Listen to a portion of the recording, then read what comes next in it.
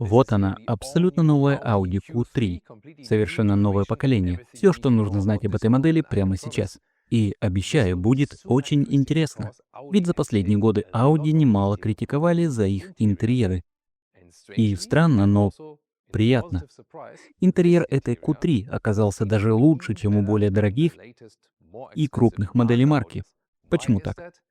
Сейчас все расскажем вместе с Томасом на канале Авточувство. 4К на весь экран, полный обзор. Поехали. Цвет Sage Green. Очень интересный оттенок. На самом деле он светлее, чем кажется.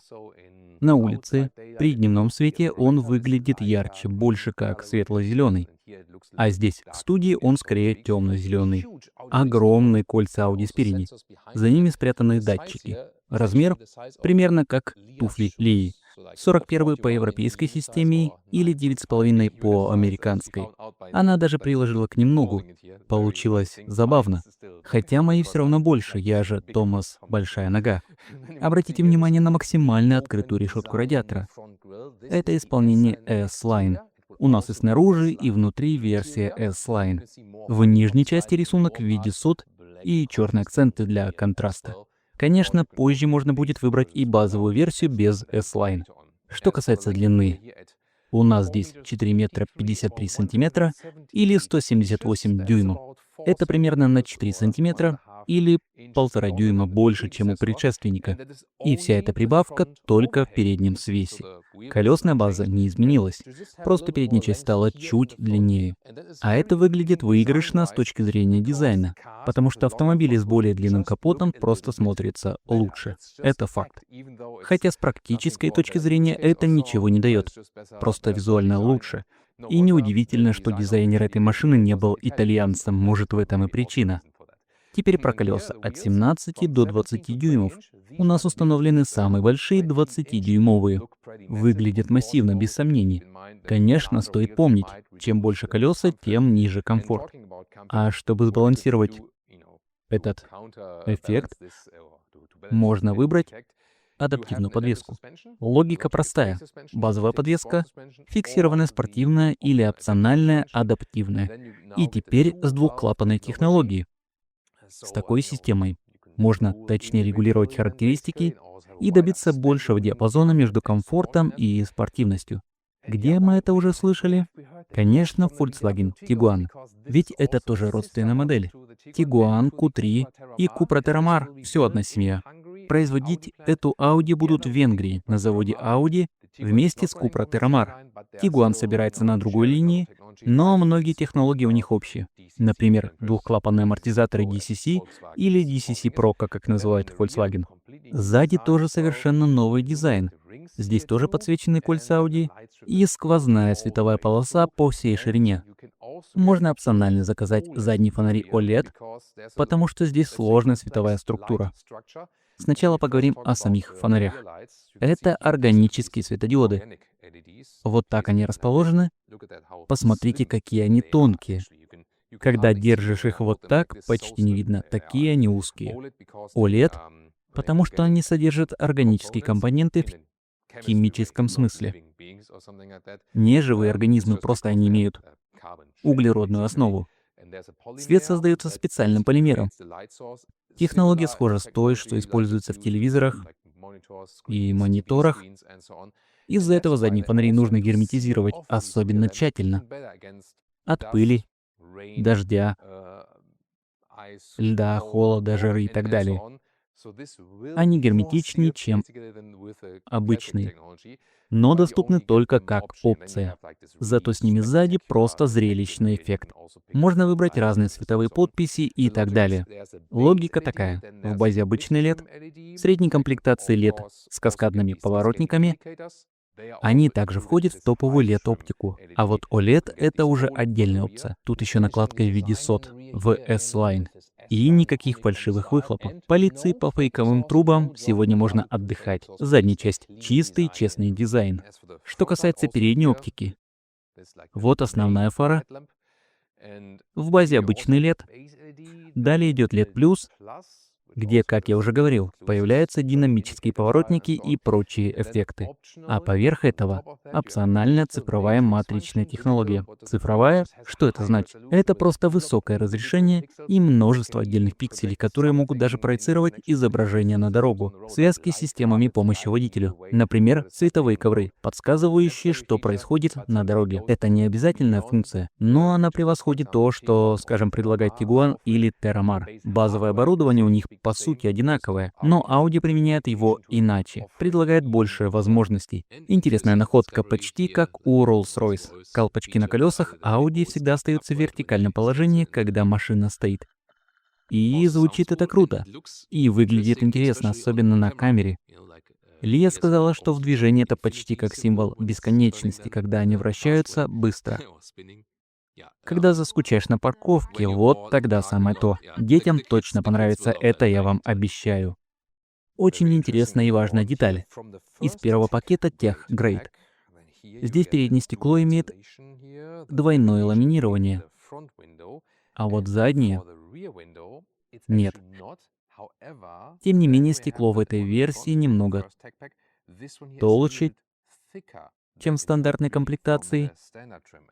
Интересно, что у Tiguan и Tayron, например, ламинация есть как спереди, так и сзади. Да, здесь хотя бы заднее стекло немного толще. Но от Audi я бы ожидал как минимум такого же уровня. С другой стороны, Tiguan и Tayron ориентированы больше на семью, на задних пассажиров. А насколько это реально влияет при движении? Проверим, например, когда будем ехать по трассе для вас в ближайшее время. Теперь к интерьеру с хорошо знакомым ключом-брелком. Качество отличное. Звук закрытия дверей, классические дверные ручки. Мне очень нравятся именно такие классические. Именно так закрывается дверь. Просто кладешь руку снаружи, зеркала складываются, кладешь руку внутрь, все снова открывается. Эта логика безупречна. А вот и сам звук закрытия. Супер солидный. На самом деле один из лучших звуков закрытия дверей, что мы слышали за последнее время. И сзади еще лучше. Вот именно этого я и жду от Audi. И эта модель действительно оправдывает ожидания. Это приятный сюрприз. Машина реально дает то, что от нее ждешь. Конечно, есть и моменты, за которые можно покритиковать. Скоро о них расскажу. Но в целом эта Audi везет по многим пунктам. Теперь внутренняя сторона дверей. Тут все новое, и это интересно. Это не просто черный пластик. Во-первых, он немного смягченный на ощупь. Во-вторых, он не просто черный, а с визуальной структурой. Выглядит интересно. А здесь микрофибра, потому что салон у нас S-Line. И вот тут лазерная перфорация, сквозь которую светится фоновая подсветка. Также здесь добротная дверная ручка. Тут кнопка открытия и закрытия. Кстати, теперь доступна опциональная аудиосистема Sonos. И вот здесь настоящие стеклоподъемники с двухступенчатым откликом и характерным кликом. Это классно. Единственное, чего, на мой взгляд, не хватает, это ткани в карманах дверей. Но хотя бы в нижней части есть резиновая накладка, чтобы вещи не скользили. Память настроек сиденья тоже здесь прямо в дверной панели. Удобное и интересное решение. А на пороге шильдик S-Line, потому что у нас здесь и внешний, и внутренний пакет S-Line. Кстати, их можно заказывать отдельно. И руль тоже в стиле S-Line. Сейчас все темное, но стоит включить зажигание и... О, поднесите ключ. Считыватель вот так, готово. И теперь видно фоновую подсветку. Она включается сзади. Мне лично больше нравятся классические крутилки на руле Audi, скажу честно. Но, по крайней мере, эти поля тоже дают четкий тактильный отклик. Двухмерные кольца Audi. Выглядит неплохо, да, но трехмерные были лучше, не могу не отметить. Новинка в этой модели — рычажки за рулем. Это реально интересно. Слева поворотник. Да, он необычный. Новый, но в целом интеграция удачная. Он на том же месте, как и раньше. Это физический рычажок, просто более удачно встроен в модуль. Так что почему бы и нет. Переключение передач с другой стороны скоро покажу, но тоже почему нет.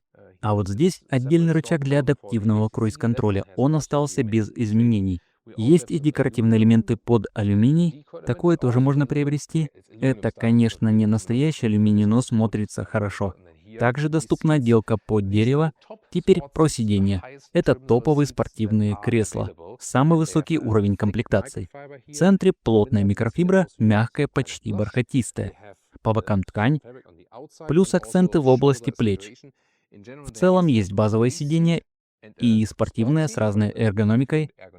Это спортивное, и материалы могут отличаться. В Европе можно заказать, например, ткань, или такой вариант, как у нас, микрофибра с тканью. Но в Северной Америке ткань или микрофибру предлагать не планируют.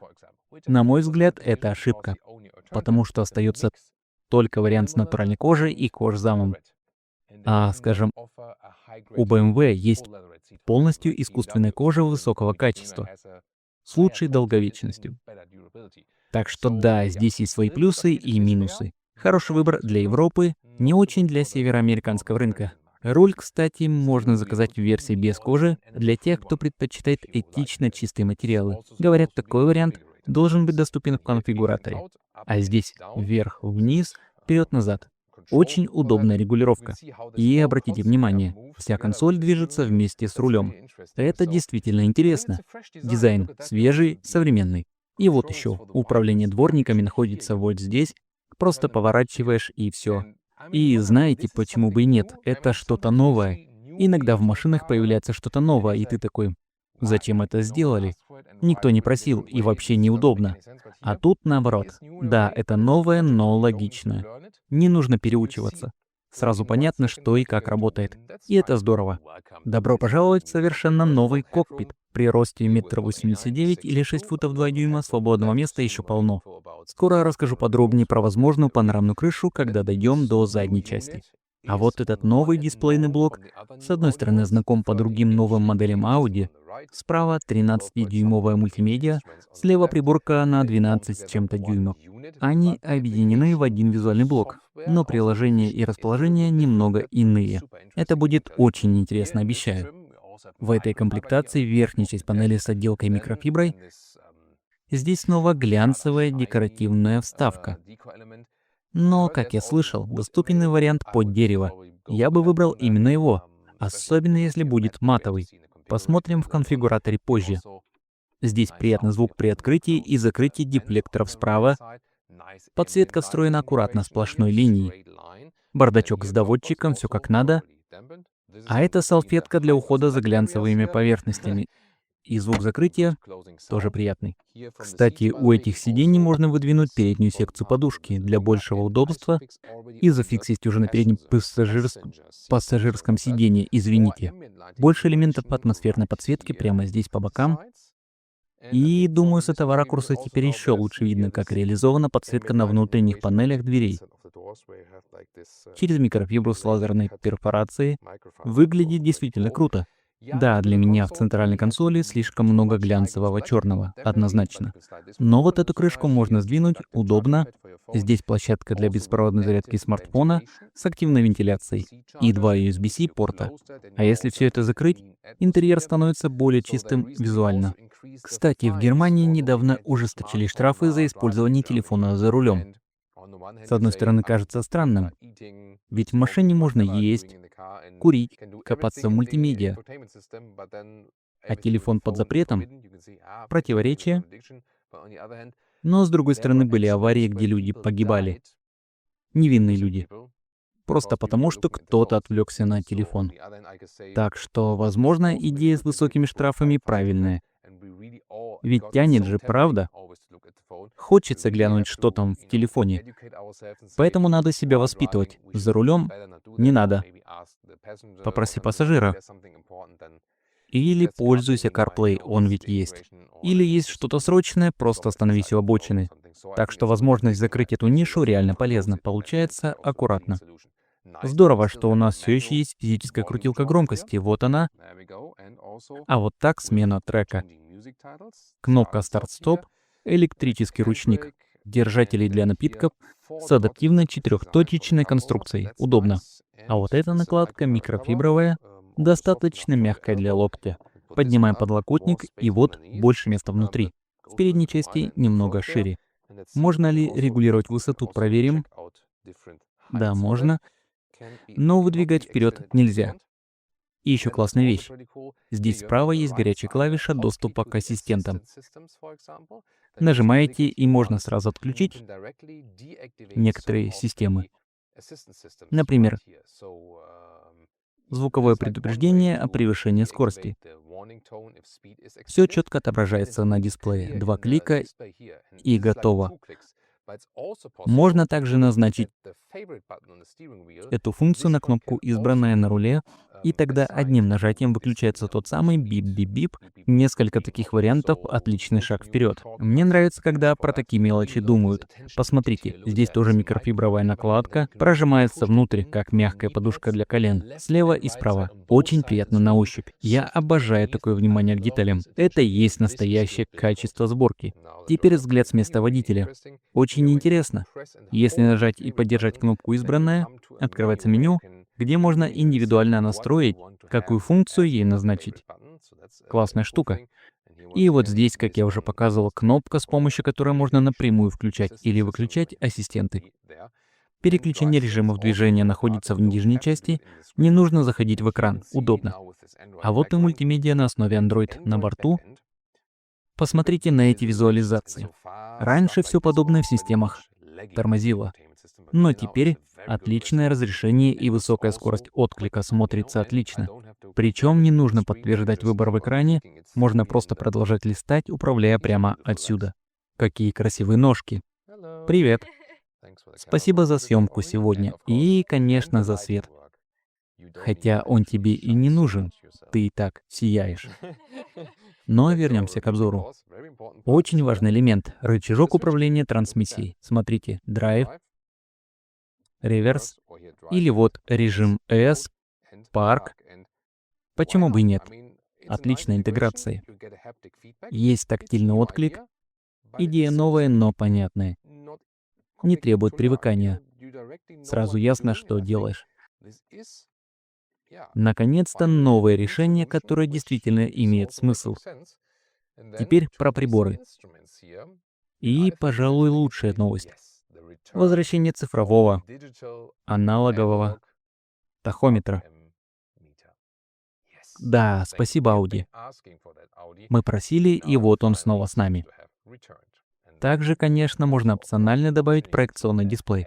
Что касается климатической системы, я, конечно, предпочитаю классическую реализацию от Audi. Тут все управляется через экран. И, скажу честно, интеграция не лучшая.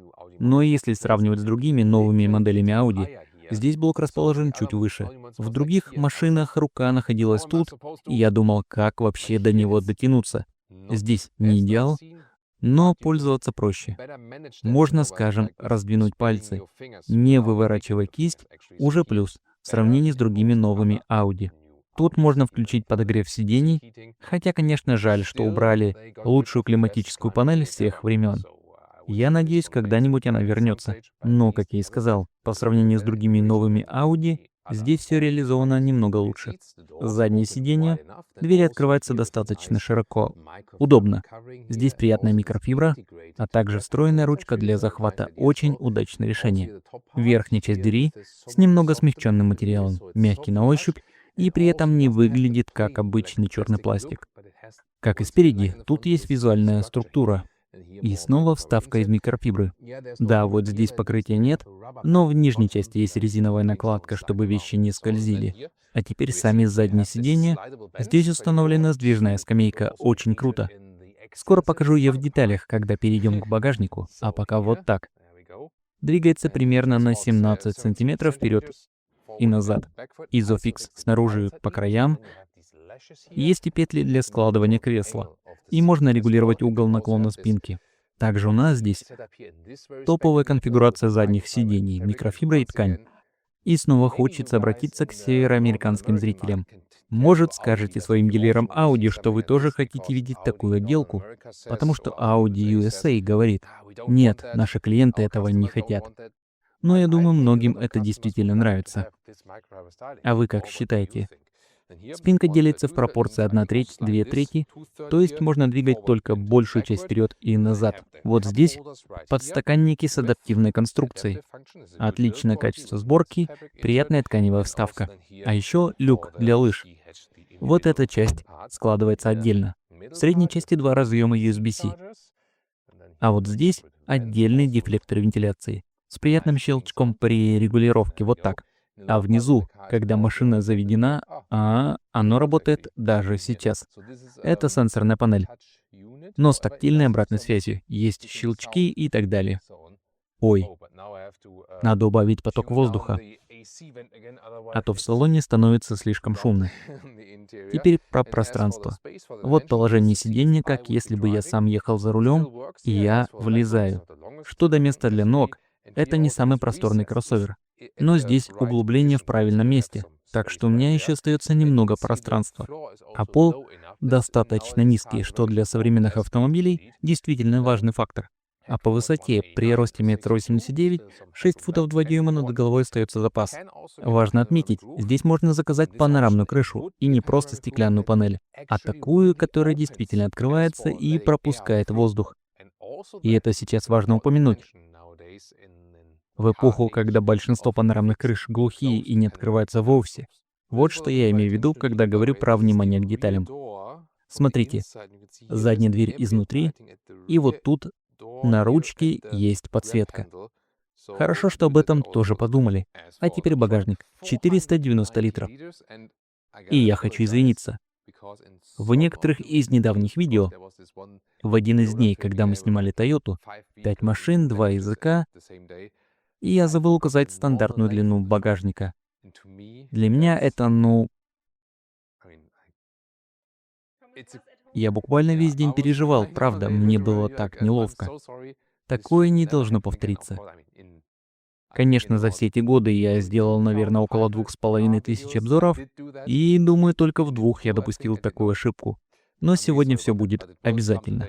Итак, объем 490 литров, ширина примерно метр или 40 дюймов. Чемодан для ручной клади помещается вертикально под полкой, а стандартная длина багажника около 90 сантиметров или 35 дюймов. Покажу прямо здесь. Это в положении, когда задний диван отодвинут назад. Но, как я показывал ранее, скамейку можно двигать вперед и назад. Вот здесь видно разницу по шкале. Это около 17 сантиметров или 7 дюймов. Также можно немного приподнять спинку. Эти две опции позволяют увеличить длину багажника, если вы, например, едете вдвоем и хотите больше места в багажнике. Под полом можно разместить запасное колесо или сабвуфер, а может и то, и другое. А сам пол можно опустить чуть ниже, и есть специальный нижний уровень для этого, вот так. И тогда у вас больше вертикального пространства в багажнике. Видите? Появляется ступенька.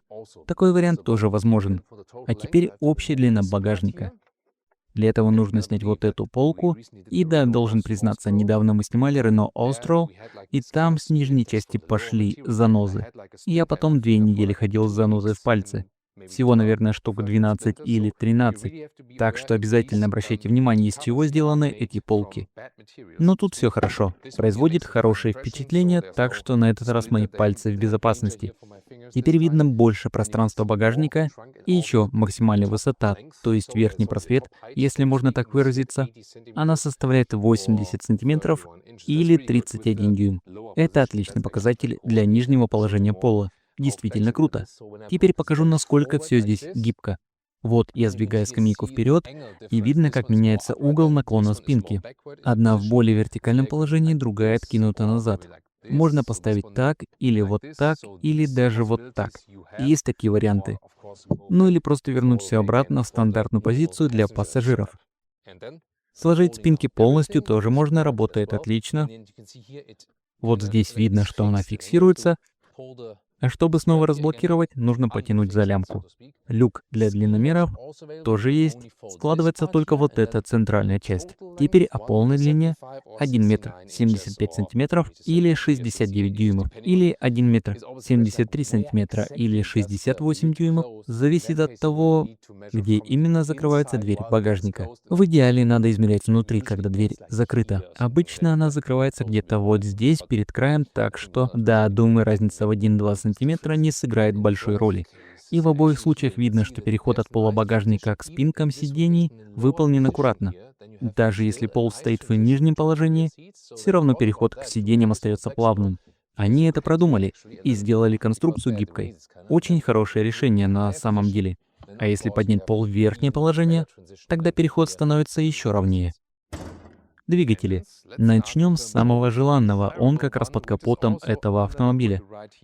Это 2-литровый TSI с полным приводом, то есть передний ведущий и подключаемый задний. Газовые упоры капота, один, оказывается, вполне справляется, интересно. Но да, упор мощный. Хорошая шумоизоляция под капотом. Здесь 265 лошадиных сил, 4-цилиндровый 2 литра, полный привод, как я сказал. Разгон до сотни 5,7 секунды. Этот же мотор будет доступен в версии на 204 силы, а в базе 1,5-литровый TSI чисто бензиновый двигатель. Он также является основой для нового подзаряжаемого гибрида. Теперь с увеличенной батареей, полезные 20 киловатт-часов. Это позволит проехать на чистом электричестве примерно 80-90, может быть даже 100 километров, 50-60 миль. Плюс поддержка быстрой зарядки 50 киловатт постоянного тока. Так что именно гибрид — это тот силовой агрегат, который изменился сильнее всего. И, конечно, снова будет доступен 2-литровый TDI, например, для европейских рынков. После того, как Audi изрядно критиковали за многие последние модели, я думаю, здесь все получилось очень удачно. И снаружи, и внутри. Особенно по качеству интерьера. Да, климатическая система в предыдущей версии была лучше, возможно. Но в остальном действительно много улучшений. С нетерпением жду возможности прокатиться. Да, Tiguan и Terramar — близкие родственники, практически одно семейство. Например, как я уже упоминал, в Tiguan задние стекла с двойным остеклением. Возможно, для задних пассажиров он даже лучше. Но и по ценам Tiguan теперь приближается к Q3. Audi Q3 уже не выглядит значительно дороже Tiguan. Цена стартует от 45 тысяч евро. Да, базовая Q3 примерно на 3000 евро дороже Tiguan. Но мы видели тестовый Tiguan с комплектацией на 70-75 тысяч евро. И вот этот автомобиль, который вы видите здесь, с топовым мотором, максимальной комплектацией, обойдется примерно в 70-80 тысяч евро. Примерно 75 тысяч евро.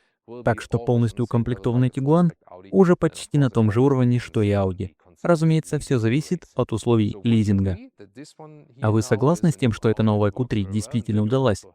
Особенно в интерьере. Очень жду ваших комментариев. И, конечно, до встречи в следующем обзоре.